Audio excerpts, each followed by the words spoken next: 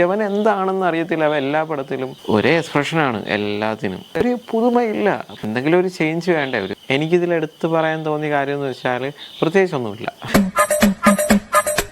നമസ്കാരം, ഞാൻ ജയന്താണ്. ഗതികെട്ടാൽ പുലി പുല്ലും തിന്നും എന്ന് നമ്മൾ കേട്ടിട്ടില്ലേ? അങ്ങനെ ഗതികെട്ട ഒരു കാമുകന്റെ അവസ്ഥ, അതാണ് ഐ ആം കാതലൻ എന്ന് പറയുന്ന മൂവി. പക്ഷേ ഈ ചിത്രം ഗിരീഷ് ഏടി എന്ന് പറയുന്ന, അറിയാമല്ലോ, തണ്ണീർമത്തൻ ദിനങ്ങൾ, പ്രേമല്ലോ എന്നൊക്കെ പറയുന്ന അടിപൊളി ചിത്രങ്ങൾ എടുത്ത ഒരു കിടിലം ഡയറക്ടറുടെ ഒരു പടമാണ്. പക്ഷേ നമുക്ക് ആ ഒരു രീതിയിൽ ഈ ഒരു പടത്തെ നമുക്ക് കമ്പയർ ചെയ്യാൻ പറ്റത്തില്ല. കാര്യം ഇത് വേറെ ഒരു കഥയാണ്.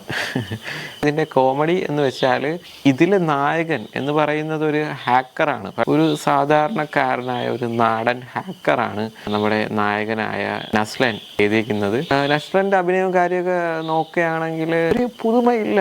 പുള്ളി എങ്ങനെയാണോ ആദ്യത്തെ പടത്തിൽ വന്നത് അതേപോലെയാണ് ഈ ഒരു പടത്തിലും. അല്ലാതെ എന്തെങ്കിലും ഒരു ചേഞ്ച് വേണ്ടേ? ഒരു നടനെ സംബന്ധിച്ച് നമ്മുടെ ലാലേട്ടനാണെങ്കിലും മമ്മൂക്കയാണെങ്കിലും ഓരോ ക്യാരക്ടർ അനുസരിച്ച് അങ്ങ് മാറി അങ്ങ് വേറെ ലെവലിലേക്ക് അങ്ങ് പോവാണ്. പക്ഷേ യവൻ എന്താണെന്ന് അറിയത്തില്ല. അവൻ എല്ലാ പടത്തിലും ഒരേ എക്സ്പ്രഷനാണ് എല്ലാത്തിനും.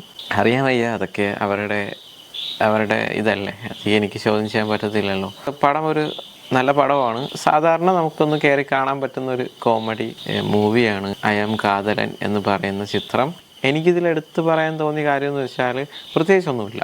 അതാണ് എനിക്കിതിൽ എടുത്തു പറയാൻ ആയിട്ട് ഉള്ള കാര്യം. പിന്നെ എനിക്ക് വീണ്ടും എടുത്തു പറയാനുള്ള കാര്യം എന്ന് വെച്ചാൽ ഈ സിനിമ വഴി ഒരു നല്ല ആശയം കൊടുക്കുന്നില്ല നമുക്ക്. അതൊരു ലോജിക്കില്ലാത്ത പോലത്തെ ഒരു സംഭവത്തിലൂടെ കഥ അങ്ങ് അവസാനിപ്പിക്കുന്നു. ഇത്രയേ ഉള്ളൂ. ഇതാണ് ഐ ആം കാതലൻ എന്ന് പറയുന്ന ഒരു ചിത്രത്തിൽ നമുക്ക് കാണാൻ സാധിക്കുന്നത്.